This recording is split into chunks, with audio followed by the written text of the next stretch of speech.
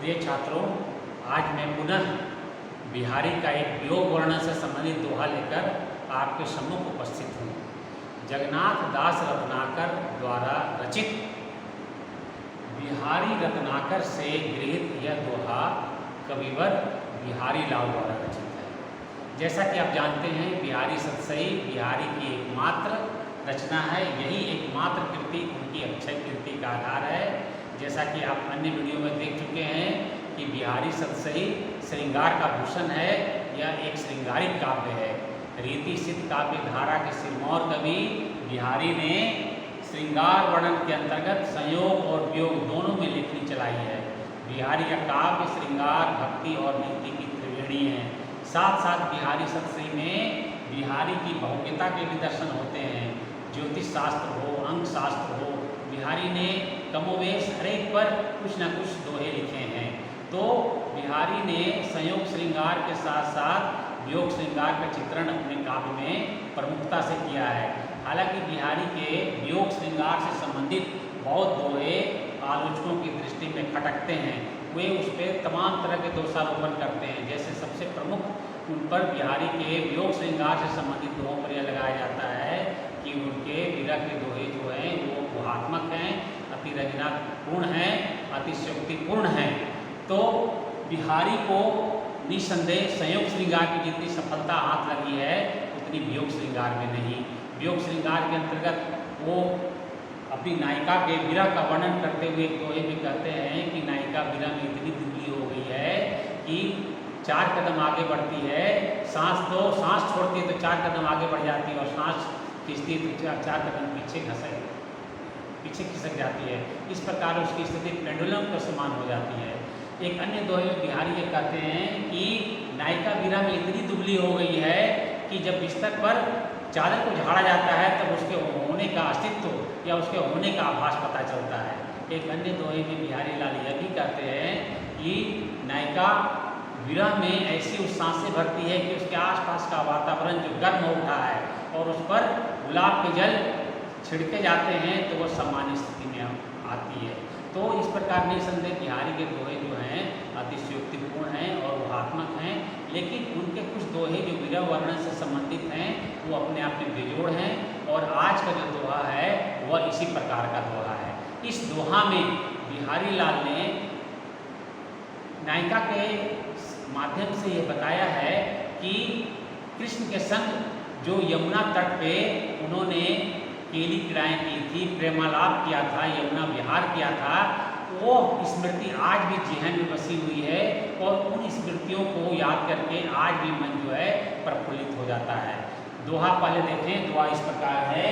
सघन कुंज छाया सुखद शीतल सुरभि समीर। दूसरी पंक्ति है मन हवै जातु अजौ वह वही जमुना के तीर। पहले शब्दार्थ देखिए। शब्दार्थ अगर आप देख लेंगे तो अर्थ बिल्कुल और स्पष्ट हो जाएगा। सघन कुंज छाया यानी यमुना नदी के तट पर सघन कुंजों की छाया, सघन कुंजों की छाया। सुखद यानी सुखकर, शीतल यानी ठंडा, सुरभि यानी सुगंधित, समीर यानी कि हवा। दूसरी पंक्ति में आए शब्दों के देखिए। मन हवै जातु, मन हो जाता है। हवै यानी हो जाना, मन यानी हृदय, जातु यानी हो जाता है, मन वही हो जाता है। अजौ, अजौ का अर्थ है आज भी, वह वही हो जाता है, आज भी मन वही हो जाता है। ऊपी यानी वही, जमुना के तीर, यमुना नदी का तट। प्रत्येक शब्द के अर्थ स्पष्ट हो गए हैं। तब आप देखिए कि नायिका जो कृष्ण के संग प्रेमालाप कभी यमुना तट पे किया था और वह प्रेम की विविध क्रीड़ाएँ की थी, उसको अतीत की स्मृतियाँ सताती हैं। और बिहारी का इस दोहे में वैशिष्ट है कि बिहारी की नायिका जो है या बिहारी की नायिका अपनी अन्य सखियों से कहती है, क्या कहती है कि यहाँ सबसे पहले अंतिम पंक्ति देखिए। उसी यमुना के तट पर कृष्ण के संग बिताए गए पल या कृष्ण के संग की गई प्रेम क्रीड़ाएं याद करके आज भी मेरा मन वही हो जाता है। कृष्ण के संग हमने जो प्रेमालाप किया था, यमुना विहार किया था, उनके संग जो सुखद स्मृतियाँ थी, वो आज भी उन पलों को याद करके मेरा मन जो है आज भी आनंदित हो उठता है, प्रफुल्लित हो उठता है। मैं आनंद से विभोर हो उठती हूँ। यानी इस दोहा में बिहारी यह कहते हैं कि अतीत की स्मृतियाँ बड़ी सुखकर होती हैं, चाहे वह दुखद ही क्यों न हो। नायिका जो है अपनी सखियों से इसी तथ्य की अभिव्यक्ति इस दोहा में कर रही है। फिर दूसरी में क्या कहती है आगे सखी, यह नायिका जो अपनी सखियों से कहती है कि कृष्ण के संग यमुना तट पर उनके साथ की गई प्रेम पीड़ाओं को याद करके आज भी हमारा हृदय जो है वही हो उठता है, उसी आनंद में हम निमग्न हो उठते हैं। सघन कुंजों की छाया, यमुना तट पर सघन कुंजों की छाया और सुगंधित समीर जो है आज भी सुखद और शीतल प्रतीत होता है। अर्थ बिल्कुल स्पष्ट है। पुनः आप देखिए, विरहनी नायिका जो है अतीत की सुखकर स्मृतियों को याद करते हुए अपनी अन्य सखियों से कहती है कि यमुना, उसी यमुना के तट पर, वही यमुना के तीर, उसी यमुना के तट पर कृष्ण के संग की गई प्रेम पीड़ाएं, यमुना विहार को याद करके आज भी हमारा मन जो है वही हो जाता है, यानी वही आनंद की अनुभूति मैं करती हूँ। सघन कुंजों की छाया और सुगंधित समीर जो है वह आज भी मुझे सुखद और शीतल लगता है। अर्थ बिल्कुल स्पष्ट है और आप समझ गए होंगे कि इस दोहा में कवि बिहारी लाल ने क्या कहना चाह रहा है। आमतौर पर क्या होता है, दुख की स्थिति में सुखकर वस्तुएं जो हैं और भी दुखद प्रतीत होती हैं। सूरदास के काव्य में, भ्रमर गीत में गोपियों को प्रकृति के उपादान अच्छे नहीं लगते हैं। बैरीन भई कुंजैन, कुंजों को बैरीन भई कहती हैं और कहती हैं आगे कि उस समय जब कृष्ण थे तब ये लता जो है शीतल लगती थी, लेकिन आज ये दाहक लगती है, आज ये लताएं जो है वे जलाती हैं। लेकिन बिहारी के इस दोहे का यह वैशिष्ट्य है कि सखी जो है, विरहनी सखी जो है अतीत की सुनहरी स्मृतियों को याद कर दुखी नहीं होती है, बल्कि वो और भी प्रसन्नचित होती है और कहती है कि वो जो दिन थे उन दिनों को याद करके आज भी मेरा मन जो है आनंदित है, तरंगित है, प्रफुल्लित है, प्रमुदित है। तो इस पूरे दोहे में योग श्रृंगार के अंतर्गत बिहारी ने बहुत अच्छे भाव को पिरोया है और यह बताया है कि विरहनी जो है विरह की स्थिति में अतीत की सुखद स्मृतियों को याद करके रोती तड़पती नहीं है, तड़पती नहीं है, बल्कि उसे आनंद की छटा, उन पलों को याद करके आनंद जो है उसके हृदय में हिलोरे लेता है। तो विशेष के अंतर्गत इसमें लिखना होगा कि यह बिहारी का वियोग श्रृंगार से संबंधित दोहा है। यहाँ श्रृंगार रस की छटा है, भाषा ब्रज भाषा है। काव्य रूप की दृष्टि से बिहारी सत्सय मुक्तक काव्य का श्रेष्ठ उदाहरण है। जैसा कि शुक्ल जी ने भी कहा है कि बिहारी रीतिकाल के कवियों में मुक्तक कवि की दृष्टि से बेजोड़ कवि हैं। कल्पना की समाहार शक्ति और भाषा की समास शक्ति की दृष्टि से बिहारी का काव्य अपने उच्चाशयता पर पहुंचा हुआ है। शैली की दृष्टि से यहाँ समास प्रधान शैली है। बिहारी ने समास प्रधान शैली वहाँ होती है जहाँ बहुत कम शब्दों में बहुत सारी बातें कह दी जाती है। बिहारी की खासियत है कि बिहारी दो पंक्तियों के दोहे में बहुत सारी बातें कह जाते हैं। देखिए यहाँ दो पंक्तियों का दोहा है और अतीत की स्मृतियाँ हैं और न जाने कितने रूप जो हैं अतीत के यहाँ व्यक्त हुए हैं। अलंकार की दृष्टि से यहाँ अनुप्रास अलंकार है, जैसे समीर तीर, और दूसरा अलंकार स्मरण अलंकार है। आप जैसा कि जानते होंगे कि हिंदी साहित्य में विरह के 4 रूपों का वर्णन हुआ है। विरह के 4 रूप कौन हैं? तो पहला रूप है पूर्व राग, पहले का राग पूर्व राग, दूसरा है मान, तीसरा है प्रवास और चौथा है करुणा। हिंदी साहित्य में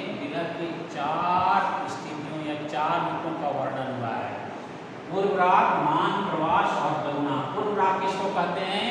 पहले का राग, पहले का प्रेम। इस दोहा में भी पहले का राग पूर्व प्रेम व्यंजित हुआ है। नायिका की सखी जो है वो अतीत की स्मृतियों का वो याद करती है, समझिए ना, पहले कृष्ण के संग बिताए हुए पलों को याद करती है। तो यहाँ पूर्व राग की स्थिति है।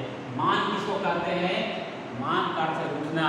नायक और नायिका दोनों में से यदि कोई रूठ जाता है तो दोनों में बातचीत बंद हो जाती है, प्रेम की पीड़ाएं या प्रेमालाप बंद हो जाता है, तो वहाँ भी विरह की स्थिति होती है।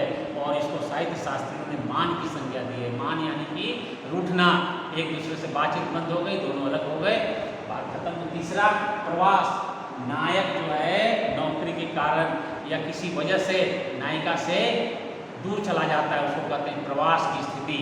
और चौथा है करुणा, यानी विरह वर्णन का वह रूप जो है यह मृत्यु से संबंधित है।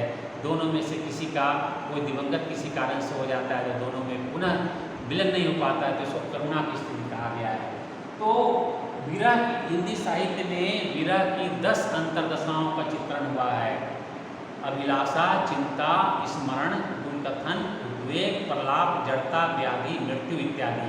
तो यहाँ क्या है, इस विरह की कौन सी दशा है? तो यहाँ विरह की स्मरण दशा है। तो ये सारी बातें आपको संक्षेप में परीक्षा में यदि व्याकरण में पंक्ति आती है तो आता है, तो ये सारी बातें लिखती है कि यहाँ स्मरण दशा है और विरह का कौन सा रूप व्यंजित हुआ है, तो यहाँ पूर्व राग हुआ है। अलंकार क्या है? तो स्मरण अलंकार है और अनुप्रास अलंकार है। शैली क्या है? शैली समास शैली है और काव्य रूप की दृष्टि से यह मुक्तक का उदाहरण है।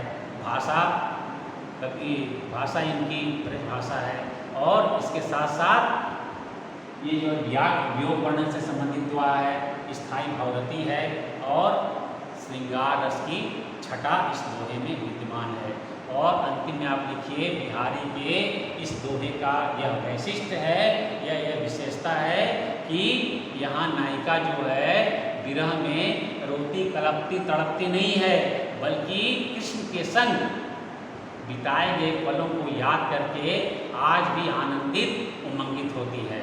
मैं समझता हूँ आप इस दोहे के भावार्थ, विशेष अर्थ इत्यादि को भली भांति समझ गए होंगे और अब आपको इस दोहे को के अर्थ पासबुक से या वन वीक सीरीज से पढ़ने की आवश्यकता नहीं होगी। मेरा ये विश्वास है कि मैं जो पढ़ाता हूँ एक एक शब्द का अर्थ बता देता हूँ, तो यह जो इसका इस दोहे का या किसी भी दोहे का जो है एक भाव चित्र या शब्द चित्र आपके जेहन में कैद हो जाता होगा। और मैं पुनः कहता हूँ, बार बार कहता हूँ कि इसके अर्थ को, कुछ शब्दों के अर्थ को आप जान जाइए और अर्थ स्वयं लगा लीजिए और आप घर में एक प्रैक्टिस कर लीजिए कि मुझे व्याख्या क्या करनी है। देखिए, व्याख्या के अंतर्गत पहला अनुच्छेद जो है आपको हर एक बिहारी का कोई भी दोहा आएगा तो पहला अनुच्छेद में ज्यों की त्यों बातें लिखनी है। दूसरे अनुच्छेद में भी जहाँ प्रसंग की बात आती है वहाँ भी आपको कुछ नहीं, आपको सिर्फ 2 लाइन लिख देना है कि बिहारी सबसे जो है मुक्तक रचना है। मुक्तक में प्रसंग नहीं होता क्योंकि इसके एक पद दूसरे से अनुच्छेद नहीं होते, अतः यहाँ प्रसंग का प्रश्न ही नहीं उठता है। तो और फिर अंतिम अगले में आप इसका अर्थ प्रस्तुत कर दीजिए, चौथे में इसकी थोड़ा विस्तार कर दीजिए, इससे संबंधित वियोग वर्णन से संबंधित दो बता दीजिए और विशेष के अंतर्गत सारी बातें कर दीजिए। आपका 10 नंबर में से, और अगर आप शुद्ध से सही लिखते हैं तो 10 में से आपको 7-8 नंबर आ जाएंगे। व्याख्या में बहुत अंक आते हैं, इसमें मैथमेटिक्स की तरह अंक आता है, लेकिन मैं आपको अगली कक्षा में बताऊंगा कि पहले अनुच्छेद में क्या लिखना है, दूसरे अनुच्छेद में क्या लिखना है। आमतौर पर मैंने देखा है कि बच्चे जो हैं पहले ही अनुच्छेद में कम से कम 4-5 गलतियां कर जाते हैं, तो उन गलतियों से आपको बचने की आवश्यकता है। आप क्या गलतियां करते हैं आपको पता ही नहीं है होता, और ये बात सही है कि मनुष्य को अपनी गलती का एहसास नहीं होता, अपना पता ही नहीं चलता है, उसकी गलती तो दूसरे को करते हैं। तो मैं बताऊंगा कि कहाँ कहाँ आप गलतियाँ करते हैं, उसके अनुसार आप सुधार करें और आप परीक्षा में अच्छे अंक आएंगे। मेरी शुभकामना है। धन्यवाद।